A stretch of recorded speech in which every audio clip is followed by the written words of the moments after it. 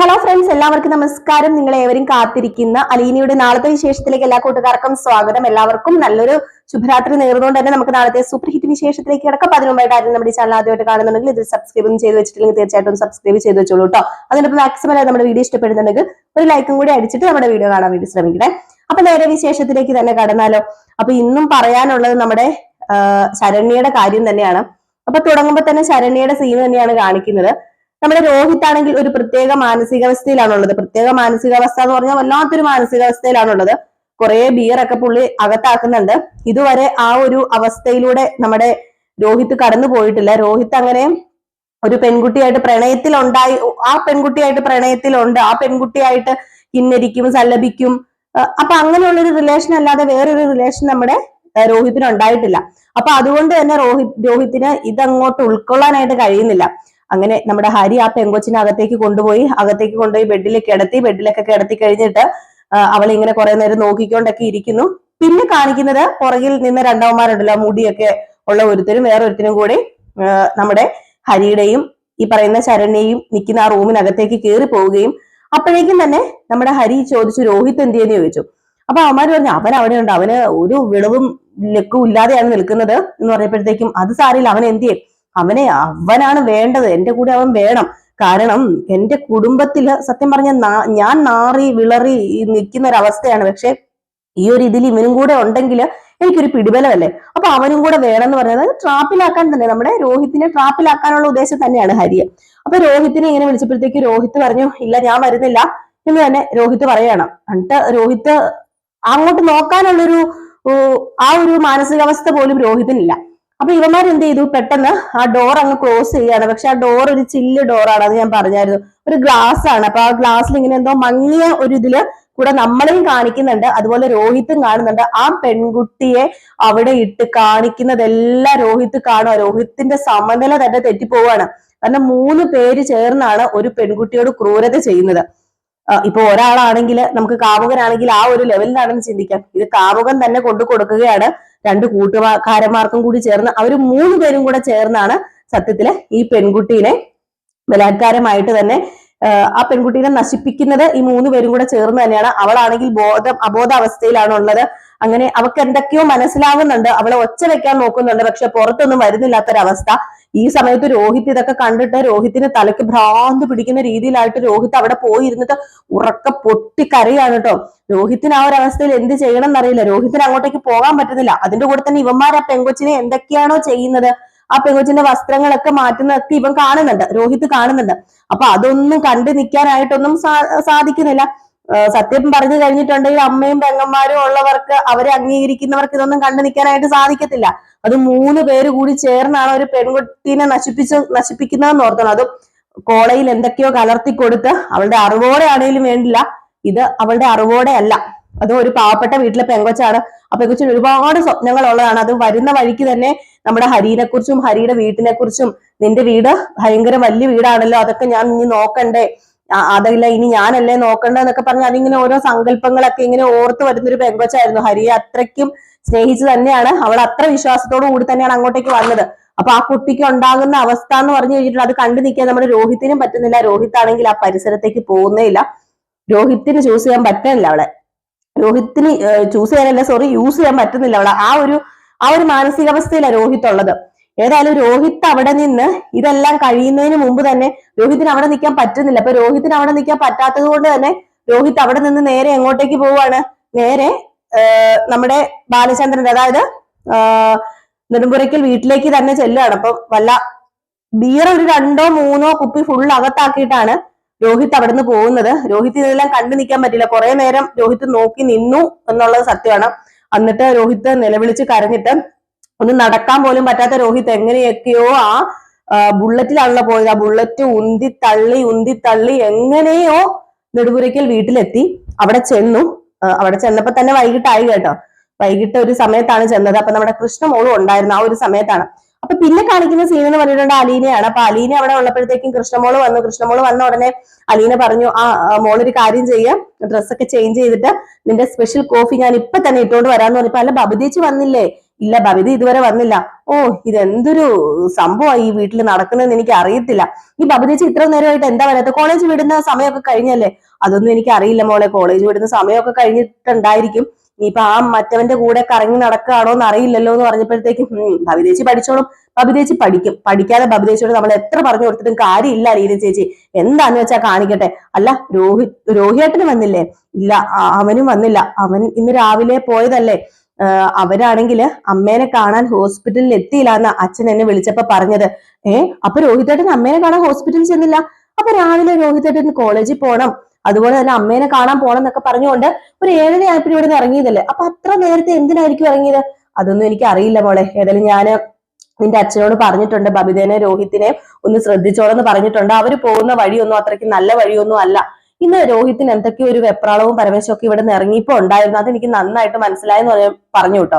അപ്പൊ കൃഷ്ണമോൾ പറഞ്ഞു, ചേച്ചി അതൊന്നും മൈൻഡ് ചെയ്യണ്ട, എന്തെങ്കിലും കാണിക്കട്ടെ. എന്റെ സ്പെഷ്യൽ കോഫി എടുത്ത് വെക്കാൻ പറഞ്ഞില്ല, അത് പെട്ടെന്ന് എടുക്കാൻ പറഞ്ഞു. അങ്ങനെ അലീന സ്പെഷ്യൽ കോഫി ഒക്കെ എടുക്കാനായിട്ട് കിച്ചണിൽ പോയി. ഈ ഒരു സമയത്താണെങ്കിൽ നമ്മുടെ രോഹിത് വന്ന് ബുള്ളറ്റിൽ നിന്ന് ഇറങ്ങി ഒരു ലെക്കും ലെവലും ഇല്ലാതെയാണ് വരുന്നത്. ലെവലേശം ഒരു ശകലം പോലും ബോധമില്ല. എങ്ങനെയൊക്കെയോ ഈ വണ്ടി ഉന്തിക്കൊണ്ട് വന്നതേ ഉള്ളൂ. അങ്ങനെ വന്ന് നെടുപുരയ്ക്കൽ വീട്ടിലെ ഇറങ്ങിയിട്ട് അവിടെ വന്ന് അകത്തേക്ക് കയറി വരാൻ തുടങ്ങിയപ്പോഴത്തേക്കും നമ്മുടെ കൃഷ്ണമോൾ അവിടെ ഉണ്ടായിരുന്നു. അപ്പൊ കൃഷ്ണമോൾ പതുക്കെ നോക്കിയപ്പോഴത്തേക്കും ആടി ആടി ആടി ആടി ആട്ടോ വരുന്നത്. അങ്ങനെ ആടി ആടി വരുന്നത് കണ്ടപ്പോഴത്തേക്കും തന്നെ രോഹിത് അകത്തേക്ക് കയറി വരുന്നുണ്ട്. കൃഷ്ണമോൾ അവിടെ നിന്നിട്ട് കൃഷ്ണമോളെ മൈൻഡ് ചെയ്യാതെ രോഹിത് അങ്ങ് പോകാൻ തുടങ്ങുമ്പോഴത്തേക്കും അവിടെ നിന്ന് രോഹിയേട്ടാന്ന് പറയാണ്. അപ്പോഴത്തേക്കും ആ ഒരു തലയിലൊക്കെ ഇങ്ങനെ എന്തോ ആ ഒരു കുടിക്കുന്ന രീതിയിലൊക്കെ ഇങ്ങനെ തലയൊക്കെ ആട്ടിയിട്ട് എന്താ എന്നിങ്ങനെ ചോദിച്ചപ്പോഴത്തേക്കും, അല്ല രോഹിതേട്ടൻ ഇന്ന് കുടിച്ചിട്ട് വന്നിട്ടുണ്ടല്ലേ? അതെ, ഞാൻ കുടിച്ചു. നിനക്ക് എന്താ കുഴപ്പം? ഞാൻ ഈ പറയുന്ന രീതിയിലല്ലാട്ടോ പറയുന്നത്. രോഹിത് കുടിച്ച ആ ഒരു രീതിയിൽ നാക്കൊക്കെ കുഴഞ്ഞാണ് പറയുന്നത്. കുടിച്ചു, എന്താ കുഴപ്പമെന്ന് ചോദിച്ചപ്പോഴത്തേക്കും, രോഹിതേട്ടാ ഞങ്ങളിത് ഒരു പ്രാവശ്യം അച്ഛനോട് പറയാതെ രോഹിതേട്ടന് വഴക്ക് മേടിച്ചു തരാതെ വഴി മാറ്റി വിട്ടത് രോഹിതേട്ടൻ വീണ്ടും വീണ്ടും കുടിച്ചിട്ട് വരാൻ വേണ്ടിയല്ല. രോഹിതേട്ടന് എങ്ങനെ തോന്നുന്നു ഇങ്ങനെ കുടിക്കാനായിട്ട്? നാണമില്ലേ രോഹിതേട്ട? കോളേജിൽ പോയിട്ട് കുടിച്ച് കൂത്താടി വരിക. ലേശം വെളിവില്ലേ രോഹിതേട്ട എന്നൊക്കെ ചോദിക്കുമ്പോ എനിക്ക് വെളിവില്ല. അല്ല, നിനക്ക് എന്തെങ്കിലും കുഴപ്പമുണ്ടോ? എനിക്ക് തോന്നുന്ന പോലെ കുടിക്കും, ഞാൻ തോന്നുന്ന കൂട്ടുകൊട്ടി ചെല്ലും. നീ എന്റെ കാര്യം കൂടുതൽ അന്വേഷിക്കാൻ വരരുതെന്ന് രാവിലെ നിന്നോട് ഞാൻ പറഞ്ഞതല്ലേ കൃഷ്ണമോളെ? നീ ഈ ചെറിയ വായിൽ വലിയ വർത്താനം പറയരുതേ. മാത്രമല്ല, നിനക്ക് ആരെങ്കിലും സപ്പോർട്ട് ചെയ്യുന്നുണ്ടെങ്കിൽ, നിന്നെ ആരെങ്കിലും സപ്പോർട്ട് ചെയ്യുന്നത് നീ അവരെ സപ്പോർട്ട് ചെയ്താൽ, നീ എന്നെ കൂടുതൽ സപ്പോർട്ട് ചെയ്യാൻ വരണ്ട. ഞാൻ കുടിക്കുവോ, ഞാൻ എന്ത് വേണമെങ്കിലും ചെയ്തോളാം. ഞാൻ ഒരു 18 വയസ്സ് കഴിഞ്ഞൊരു ചെറുക്കനാ, എനിക്കറിയാം എന്റെ കാര്യം നോക്കാനായിട്ടെന്ന് പറഞ്ഞപ്പോഴത്തേക്കും പെട്ടെന്ന് അലീന നിങ്ങൾ കടന്നു വരാൻ കേട്ടോ. അലീന നോക്കിയപ്പോ ഇവിടെ ഒരു വഴക്കപ്പോഴത്തേക്കും കൃഷ്ണമോളെ എന്താ കൃഷ്ണമോളെ ചോദിച്ചപ്പോ, ദേ കണ്ടോ അലീന ചേച്ചി, രോഹിതേട്ടൻ ഇന്നും കുടിച്ചു. ദേ അലീന ചേച്ചി കാണാനല്ലേ രോഹിതേട്ടന് കഴിഞ്ഞ പ്രാവശ്യം അച്ഛൻ വഴക്കൊന്നും പറയാതെ വിട്ടത്? അന്ന് 2 പൊട്ടിയിൽ വെച്ച് കൊടുക്കേണ്ടതായിരുന്നു എന്ന് പറഞ്ഞപ്പോഴത്തേക്ക്, പൊട്ടിക്കടി നീ പൊട്ടിക്കടി, നീ ഇപ്പൊ പൊട്ടിക്കാൻ വാടി എന്നെ ഇങ്ങോട്ട്. നിന്റെ അപ്പൻ എന്നെ പൊട്ടിക്കുവോ? അതെ, നിന്റെ അപ്പന് യോഗ്യതയുണ്ടോ എന്നെ പൊട്ടിക്കാനായിട്ട്? അത് എന്റെ അപ്പനും ഒക്കെ ആയിരിക്കാം, പക്ഷെ യോഗ്യത ഉള്ളവർ എന്നെ പൊട്ടിക്കട്ടെ. എവിടെന്നോ കയറി വന്ന ഒരു പെണ്ണിനെ വീട്ടിൽ കയറി സ്വന്തം മകളാണെന്നും പറഞ്ഞ് കൂടത്തിൽ താമസിപ്പിച്ചിട്ട് എന്നെ ഭരിക്കാനായിട്ട് വരുന്നെന്ന് വെച്ചപ്പോ, ദേ രോഹിയേട്ടാ ഇങ്ങനെയൊക്കെ പറഞ്ഞാലുണ്ടല്ലോ, അച്ഛൻ ഇതൊക്കെ കേട്ട് കഴിഞ്ഞാലുണ്ടല്ലോ എന്ത് ചെയ്യും? നിന്റെ അച്ഛൻ എന്നെ എന്ത് ചെയ്യും? നിന്റെ അച്ഛൻ എന്നെ എന്ത് ചെയ്താലും ഞാൻ അങ്ങോട്ട് സഹിക്കൂടി. മാത്രമല്ല, എന്റെ അമ്മ ഇങ്ങോട്ട് വരട്ടെ, പിന്നെ ഈ വീട്ടിൽ ഞാനും ബബിതയും താമസിക്കാൻ പോകുന്നില്ല. നീയും നിന്റെ ചേച്ചിയോ പൂച്ചിയോ ആയ അലീനയും അയാളും കൂടെ താമസിച്ചോ, എന്ത് വേണമെങ്കിലും ആയിക്കോന്ന് പറഞ്ഞപ്പം, അല്ല അമ്മയോട് ഭയങ്കര സ്നേഹമാണല്ലോ രോഹിയേട്ടന്. ഇപ്പൊ നിന്ന് വിറയ്ക്കുന്നുണ്ടല്ലോ. അല്ല, രാവിലെ ഇവിടുന്ന് പോയല്ലോ, എങ്ങോട്ടേക്ക് പോവാന്നും പറഞ്ഞോണ്ടാ പോയത്? ഇവിടുന്ന് രാവിലെ ഇറങ്ങിയത് അമ്മേനെ കാണാൻ പോവാന്നും പറഞ്ഞല്ലേ? എന്നിട്ട് അമ്മേനെ കണ്ടോ? അത് പറ. അത് പിന്നെ എനിക്ക് തോന്നുമ്പോ എന്റെ അമ്മേനെ പോയി കാണും. ഓഹോ, തോന്നുമ്പോ അമ്മേനെ പോയി കാണാനാണോ രാവിലെ 7:30 ആയപ്പം കോളേജിലേക്ക് പോകണം, അമ്മേനെ കാണണം എന്നൊക്കെ പറഞ്ഞ് ഇവിടെ നിന്ന് ഇറങ്ങിപ്പോയത്? ഹോസ്പിറ്റലിലേക്ക് ഇറങ്ങിപ്പോയത്? അച്ഛൻ വന്നിട്ട് അല്ല, അച്ഛൻ അറിഞ്ഞിട്ടുണ്ട്. അച്ഛൻ അറിഞ്ഞു കഴിയുമ്പോ ഇതിനെല്ലാം അച്ഛൻ ചോദിച്ചോളും, കയ്യിന്ന് കിട്ടുകയും ചെയ്തോളും. ദേ എന്റെ കാര്യം തിരക്കാൻ ആരും വരരുതെന്ന് ഞാൻ പറഞ്ഞിട്ടുണ്ട്. മര്യാദയ്ക്ക് ഇരുന്നോടെ, നീ മാറി നിൽക്കാനാ പറഞ്ഞത് എന്ന് പറഞ്ഞിട്ട് നമ്മുടെ രോഹിത് അങ്ങ് മേളിലേക്ക് കയറി പോവുകയാണ്. മേളിലേക്ക് കയറി പോകുന്നത് തന്നെ എങ്ങനെയാന്ന് അറിയത്തില്ല. ചിലപ്പോ അതുപോലത്തെ ഒരു അവസ്ഥയിലാണ് അവര് സ്റ്റെയർ കയറി പോകുന്നത് കേട്ടോ. അപ്പൊ ഈ സമയത്താണെങ്കിൽ നമ്മുടെ കൃഷ്ണമോള് പറഞ്ഞു, കണ്ടോ അലീന ചേച്ചി, കണ്ടോ രോഹിതേട്ടനെ കണ്ടോ, കുടിച്ചു കൂത്താടിയെ കയറി വന്നിരിക്കുന്നത്. ഇങ്ങനെ പോയി കഴിഞ്ഞാൽ എങ്ങനെയാ ശരിയാവുന്നത്? എനിക്കറിയില്ല മോളെ, ഞാൻ രാവിലെ പറഞ്ഞതല്ലേ രോഹിത് ഇന്ന് പോവില്ല ഹോസ്പിറ്റല്, വേറെ എങ്ങോട്ടാ പോയതെന്ന്. അല്ല, അതെങ്ങനെ ചേച്ചിക്ക് മനസ്സിലായത്? അതൊക്കെ എനിക്ക് മനസ്സിലായി, അതൊക്കെ എനിക്ക് മനസ്സിലാവും മോളെ. ഏതായാലും രോഹിത് ഈ പോകുന്ന വഴി ഒരിക്കലും ശരിയായ വഴിയല്ല. അവൻ മിക്കവാറും ഹരിയുടെ കൂടെ തന്നെ ആയിരിക്കും പോയിട്ടുണ്ടായിരിക്കാം. എന്തൊക്കെയോ സംഭവിച്ചിട്ടുണ്ട്, അത് ഉറപ്പായ കാര്യമാണ്. അല്ല, അതെങ്ങനെ ചേച്ചിക്ക് അറിയാം? അതൊക്കെ എനിക്ക് അറിയാം മോളെ, എന്തൊക്കെയോ സംഭവിച്ചിട്ടുണ്ട്.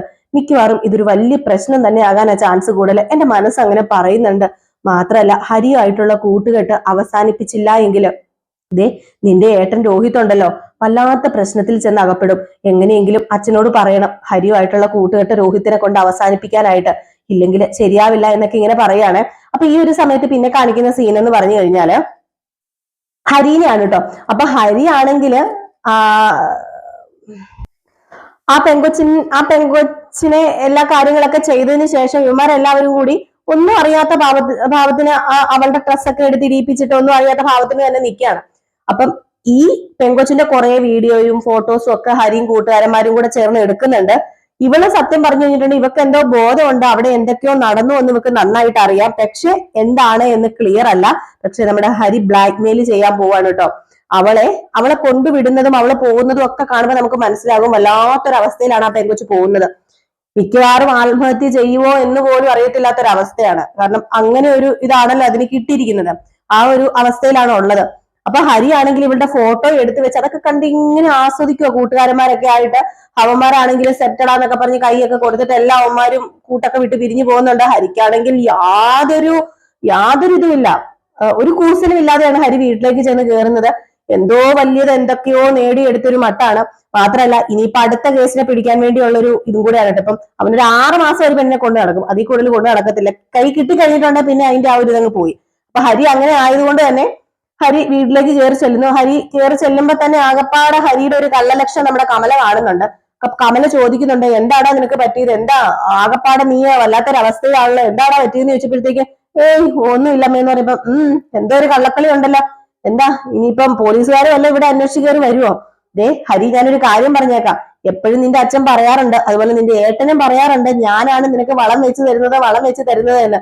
നീ കോളേജിലും പോകാതെ പഠിക്കാതെ ഇങ്ങനെ തെണ്ടി തിരിഞ്ഞ് നടന്നു കഴിഞ്ഞിട്ടുണ്ടെങ്കിൽ എങ്ങനെയാ ശരിയാകുന്നത് എന്ന് ചോദിച്ചപ്പോ, അത് പിന്നെ ഞാൻ എന്തിനാ അമ്മേ കോളേജിൽ പോകുന്നത്, ഞാൻ എന്തിനാ പഠിക്കുന്നത്, ആവശ്യത്തിലധികം സ്വത്ത് എന്റെ അച്ഛൻ ഉണ്ടാക്കിയിട്ടിട്ടില്ലേ. ഓ അപ്പൊ നിനക്ക് പഠിക്കാനുള്ള യാതൊരു ഉദ്ദേശവും ഇല്ലല്ലേ, അച്ഛന്റെ സ്വത്ത് പൊടിപ്പിക്കാനാണോ നിന്റെ ഇപ്പൊ നീ കൊണ്ട് നടക്കുന്നത്. ഒരു കാര്യം ഞാൻ പറഞ്ഞേക്കാം, എന്നോട് ഇനി ആരെങ്കിലും എന്തെങ്കിലും ചോദിച്ചു കഴിഞ്ഞാൽ ഹരി നിന്ന് ഞാൻ സപ്പോർട്ട് ചെയ്യാനായിട്ട് നിൽക്കത്തില്ല. അതുകൊണ്ട് മര്യാദയ്ക്ക് എന്താന്ന് വെച്ചിട്ടുണ്ടെങ്കിൽ ആയിക്കോണം, കോളേജിൽ പൊക്കോണം. വല്ല പുലിവാല് കേസോ ഇതിന്റെ എന്തായാലും വീട്ടിൽ വന്നു കഴിഞ്ഞിട്ടുണ്ടെങ്കിൽ ഞാൻ നിന്റെ കൂടെ നിൽക്കാനൊന്നും വരത്തൊന്നുമില്ല. അത് ഓർത്തോ, നിന്റെ അച്ഛനോ നിന്റെ ഏട്ടനോ നിന്റെ കൂടെ നിൽക്കത്തില്ല എന്ന് നീ ഓർത്തിട്ട് വേണം എല്ലാ കേസും പിടിക്കാനായിട്ടെന്നൊക്കെ പറയുന്നുണ്ട്. അപ്പോഴത്തേക്ക് ഹരിക്ക് അതിനൊന്നും ഒരു പ്രശ്നമില്ല, ഒരു ഊസലും ഇല്ലാതെയാണ് ഹരി അകത്തേക്ക് കയറി പോകുന്നത്. ഈ ഒരു സമയത്താണെങ്കിൽ നമ്മുടെ നെടുമ്പുരയ്ക്കൽ ബാലചന്ദ്രൻ വീട്ടിലെത്തുകയാണ്. അങ്ങനെ ബാലചന്ദ്രൻ കയറി വരുന്നത് അലീനെ എന്നൊക്കെ വിളിച്ചുകൊണ്ട് തന്നെയാണ്. ഇതിനിടയ്ക്ക് നമ്മുടെ ബബിത വരുന്നുണ്ട് കേട്ടോ. ബബിത വരുമ്പോഴത്തേക്കും കൃഷ്ണമോള് പറയുന്നുണ്ട്, ഇന്ന് രോഹിതേട്ടൻ കുടിച്ചിട്ടാ വന്നിരിക്കുന്നതെന്ന് പറഞ്ഞപ്പോ എങ്ങനെ കുടിക്കാതിരിക്കും, സമാധാനം ഉണ്ട് ഈ വീട്ടില്, സമാധാനം ഇല്ലല്ലോ, പിന്നെ അവനെ കുറ്റം പറഞ്ഞിട്ട് കാര്യമില്ലല്ലോ, ഏട്ടനെ എങ്ങനെ കുറ്റം പറയാതിരിക്കുന്നതാണ് നമ്മുടെ ബബിത പറയുന്നത്. കാരണം സമാധാനം ഇല്ലാഞ്ഞിട്ടാണ് ഏട്ടൻ കുടിച്ചു കെട്ടി വരുന്നതെന്നൊക്കെ പറയുന്നുണ്ട്. അപ്പോഴത്തേക്കും കൃഷ്ണമോള് പറയുന്നത് സമാധാനം ഇല്ലാഞ്ഞിട്ടൊന്നുമല്ല, ഏട്ടന്റെ കയ്യിരിപ്പ് വളരെയധികം മോശമാണ്, ഇന്ന് നോക്കിക്കോ, ഇന്ന് ഏട്ടനിട്ട് കിട്ടും, അത് ഉറപ്പാ, വേണ്ടാന്ന് വെച്ചിട്ട് അച്ഛൻ മാറ്റി വിട്ടോണ്ടിരുന്നതാണ്. പക്ഷെ ഇന്ന് ഉറപ്പായിട്ട് രോഹിത് ഏട്ടന് കിട്ടും, ബബിതേച്ചി, അത് ഉറപ്പായ കാര്യം തന്നെയാണ്, ഇനിയെങ്കിലും ബബിതേച്ചി നേരെ ആയിക്കോ എന്നൊക്കെ ഇങ്ങനെ പറയുന്നുണ്ട് കേട്ടോ. ഏതായാലും ബാലചന്ദ്രൻ വരുമ്പോ അലീന അവിടെ ഉണ്ട്.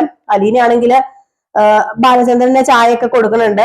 ചായയൊക്കെ കൊടുത്തു കഴിഞ്ഞിട്ട് ബാലചന്ദ്രൻ റൂമിലേക്ക് പോകുമ്പോഴത്തേക്കും തന്നെ ബബിതയും രോഹിത്തും വന്ന്, രോഹിത്ത് എത്തിയോന്ന് ചോദിക്കുമ്പോ രോഹിത്ത് എത്തി അച്ഛാന്ന് പറയാം. അവൻ എന്തെന്ന് ചോദിക്കുമ്പോ അത് പിന്നെ അച്ഛൻ അവൻ കുറച്ച് മദ്യപിച്ചിട്ടാണ് വന്നിരിക്കുന്നതെന്ന് പറയുമ്പോൾ വല്ലാത്തൊരവസ്ഥയില് നമ്മുടെ ബാലചന്ദ്രൻ ഇങ്ങനെ നിൽക്കുന്നുണ്ട്. ഏതായാലും ബാലചന്ദ്രൻ കൊടുക്കും, ഉറപ്പായിട്ടും നമ്മുടെ രോഹിത്തിനിട്ട് കൊടുക്കുക തന്നെ ചെയ്യും കേട്ടോ. ഇതിന് പിന്നാലെ പോലീസ് കേസൊക്കെ ആയിട്ട് വരാൻ പോവുകയാണ് കേട്ടോ. ഇനിയിപ്പൊ നമ്മുടെ അലീന ആരാണ്, അലീനയെ കൊണ്ടുള്ള ഉപകാരം എന്താണെന്ന് രോഹിത്ത് അറിയാൻ പോവുക. കാരണം രോഹിത്താണ് ഇതിലെ പ്രധാന പ്രതി എന്ന് നമ്മുടെ ഹരി വരുത്തി തീർക്കുകയാണ്. രോഹിത്തിനെ പോലീസ് കൊണ്ടുപോവുകയാണ്. പക്ഷെ നമ്മുടെ അലീനയാണ് അതിൽ ഇടപെട്ട് ശരണ്യൊക്കെ ആയിട്ട് ബന്ധപ്പെട്ടെങ്ങാണ്ടൊക്കെ സത്യവും പുറത്തൊക്കെ കൊണ്ടുവരുന്നത് ഇതൊരു വലിയൊരു പീഡന കേസായിട്ട് മാറുന്നുണ്ട് കേട്ടോ.